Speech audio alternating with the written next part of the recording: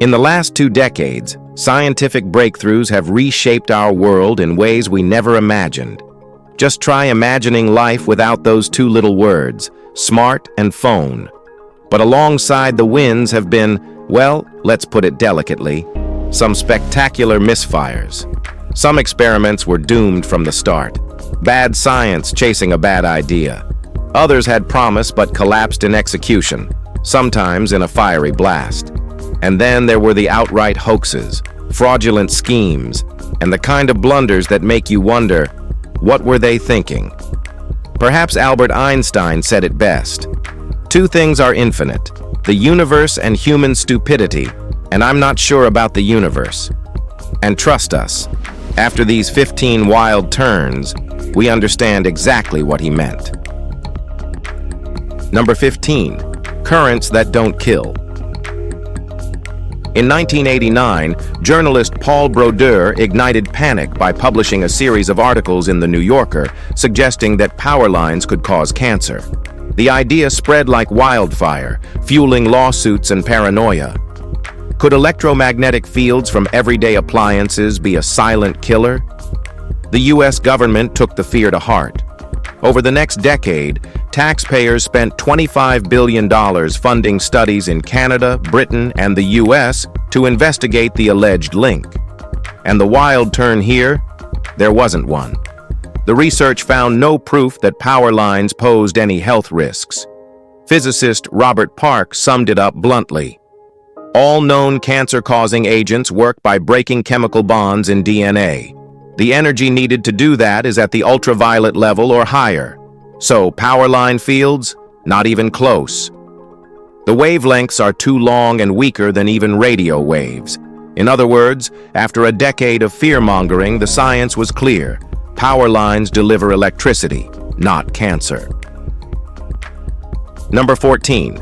Evolution? What's that?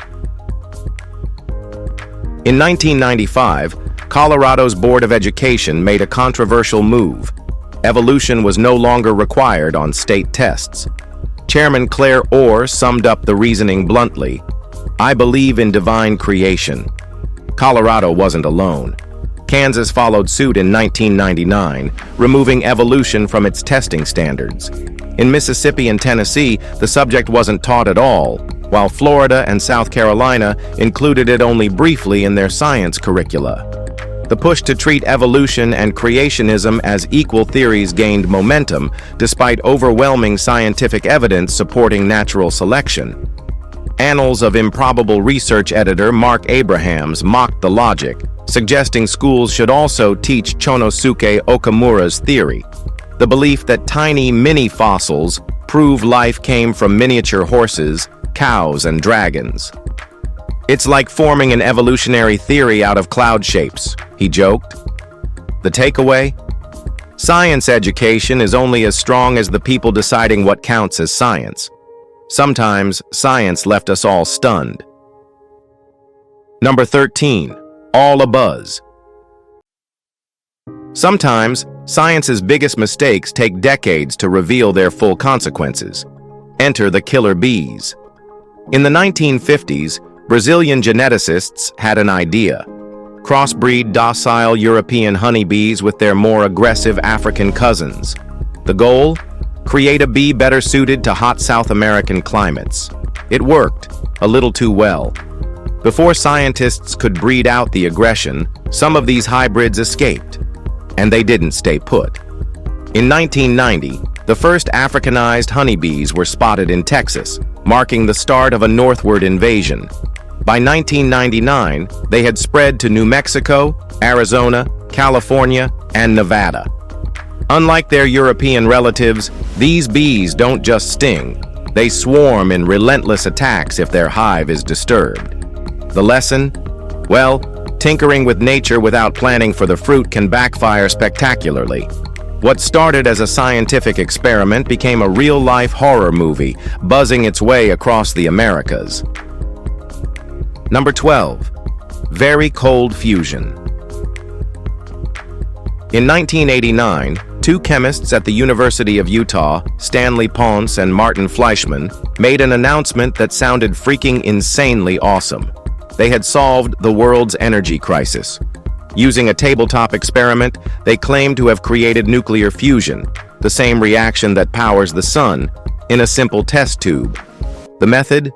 Electrolyzing heavy water, also known as deuterium oxide, with palladium and platinum electrodes. Supposedly, the deuterium nuclei were squeezed so tightly inside the palladium that they fused, releasing energy. If true, it would have revolutionized physics. There was just one issue. No one else could replicate their results. Many scientists tried but failed, repeatedly. Critics, like physicist Robert Park, dismissed it as voodoo science. Some researchers held out hope, arguing the experiment worked only sometimes. But in science, sometimes doesn't cut it, and we know that. The dream of tabletop fusion fizzled out, leaving behind one of the most infamous blunders in modern physics. Number 11. Chernobyl. April 26, 1986. A Soviet nuclear power test went so catastrophically wrong that the entire world felt its impact. In an effort to test reactor performance, engineers at the Chernobyl nuclear power plant in Ukraine disabled critical safety systems, turning off backup cooling and reducing the number of boron carbide control rods from 15 to just 8. Then, the reactor went into a runaway chain reaction. The result? A massive explosion that blew the steel and concrete lid off the reactor, sending a radioactive fireball into the sky. The explosion released 100 times more radiation than the Hiroshima and Nagasaki bombs combined. Some 4,300 people eventually died from radiation-related illnesses, and over 70,000 were permanently disabled. The surrounding area became a ghost town, a nuclear wasteland that still bears unlivable radiation levels today. The lesson? In nuclear power, cutting corners isn't just dangerous, it's apocalyptic. Number 10. The Devon Docks debacle. William McBride was once hailed as a medical hero. In 1961, he warned about thalidomide, a sedative prescribed for anxiety and morning sickness. He published a letter in The Lancet suggesting the drug caused severe limb deformities in newborns. Though based on anecdotal evidence, his claim led to further research, and he was proven right. Thalidomide was pulled from shelves, becoming a symbol of pharmaceutical disaster. 2 decades later, in 1982, McBride tried to repeat history. He published a study condemning Debendox, another morning sickness drug, claiming it caused birth defects in rabbits. Merrill Dow, the drug's manufacturer, faced a legal firestorm and voluntarily withdrew it. But there was a problem. McBride faked the results. The real data, collected by his assistants, showed no harmful effects. After years of scrutiny, a medical tribunal found him guilty of scientific fraud in 1993. Once a celebrated whistleblower, McBride had now become the very thing he once fought against. Immune never hosted life. By November 1998, a Science article delivered the final blow. Most experts now agreed the case for ancient Martian life was weaker than ever. The rock still held mysteries, just not the ones we hoped for. Number 9. Here they come to save the day. Antibiotics have been the miracle cure of modern medicine. Since penicillin's discovery in 1928, these drugs have wiped out deadly bacterial infections, slashed mortality rates, and pushed life expectancy from 47 to 76 years. For decades, it seemed no bacteria could resist them. But then came human error. Doctors overprescribed antibiotics for everything from minor infections to viral colds, which they can't even treat. Worse, patients often stop taking their full dosage, allowing partially resistant bacteria to survive and mutate. Now, entire classes of antibiotics are useless. Deadly infections like tuberculosis require the strongest, most expensive drugs, and even those are losing effectiveness. Once treatable baddies are making a comeback, and we're running out of options. The worst part? We did this to ourselves. It's not science, it's us, who take the wild turn. Number 8. The sky is falling again. On March 12, 1998, the New York Times set off a wave of panic with a front-page headline: "Asteroid is expected to make a pass close to Earth in 2028. The claim came from Brian G. Marsden, director of the Central Bureau for Astronomical Telegrams at the Smithsonian. According to early calculations, a 1-mile-wide asteroid was on track to pass within 30,000 miles of Earth, a distance close enough to trigger comparisons to the dinosaur-killing asteroid that hit 65 million years ago. Cue mass hysteria. But as more data came in, the situation changed. Astronomers refined their measurements, adjusting the asteroid's projected path. By the time Marsden issued a follow-up report, the asteroid's new expected distance was 600,000 miles, a safe miss. The moral of the story? Well, science is a process. First predictions are rarely final answers, and when it comes to space doom, it pays to wait for the updates. Number 7. To be or not to be, thanks to MTBE. What was supposed to be a pollution solution turned into a pollution nightmare. MTBE, methyl tertiary butyl ether, was introduced in the late 1970s as a gasoline additive to replace alkyl lead. It helped fuel burn cleaner, reducing air pollution. But there was a problem. MTBE is highly water-soluble and prone to leaking from underground gas station storage tanks. In California, contamination forced officials to shut down drinking wells across multiple counties. A U.S. Geological Survey study found MTBE in 14% of all urban drinking water wells. Worse, there's no cheap or effective way to remove it. By March 1999, the Clinton administration banned it, but the damage was already done. A chemical meant to protect the environment ended up poisoning it instead, proving yet again that good intentions don't always equal good outcomes. Number 6. Fen-Phen fiasco. In the early 1990s, a University of Rochester researcher, Michael Weintraub, thought he had found the perfect weight loss solution. He discovered that mixing two old drugs, phentermine, a stimulant, and fenfluramine, an appetite suppressant, helped control obesity long-term. The fen-phen craze exploded. Doctors prescribed it off-label to people who wanted to shed as little as 10 to 15 pounds. By 1996, it was the hottest diet pill on the market. Then the warning signs appeared. A New England Journal of Medicine study revealed fen-phen users had a 23-fold increased risk of fatal lung disease. Worse, prolonged use of fenfluramine was linked to heart valve defects. By September 1997, the FDA pulled fenfluramine from shelves, effectively ending fen-phen's reign. But not before 1.2 million to 4.7 million Americans had taken the drug combo. Number 5. Nuclear winter of our discontent. In 1983, astronomer Carl Sagan co-authored a paper in Science that sent shockwaves through politics and academia. Titled "Nuclear Winter: Global Consequences of Multiple Nuclear Explosions," it warned that a nuclear war could generate a massive dust cloud that would block sunlight, plunging Earth into an apocalyptic deep freeze, similar to what might have wiped out the dinosaurs.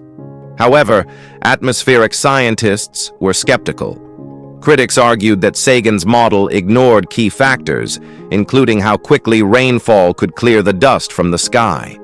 The doomsday scenario was compelling, but was it accurate? By 1990, Sagan and his co-authors had to walk back their claims. A revised study found that an all-out nuclear war would, at most, reduce average temperatures by 36 degrees Fahrenheit, a chilling effect, but nowhere near the total planetary blackout initially predicted. The terrifying nuclear winter scenario, it turned out, was more of a nuclear autumn, still grim, but not quite the extinction-level event once feared. What you say? Number 4. Chests say no to silicone implants. first, breast implants were a medical marvel. Then, they became a billion-dollar legal disaster. In the 1990s, lawsuits flooded in claiming silicone implants caused immune disorders. The result? Dow Corning, the biggest implant maker, went bankrupt after paying out billions in settlements. Then came the twist. In 1998, an independent medical panel found no evidence linking implants to immune diseases. Translation? All that panic, unfounded. Celebrities like Pamela Anderson and Jenny Jones had already removed their implants, but scientifically, they didn't need to.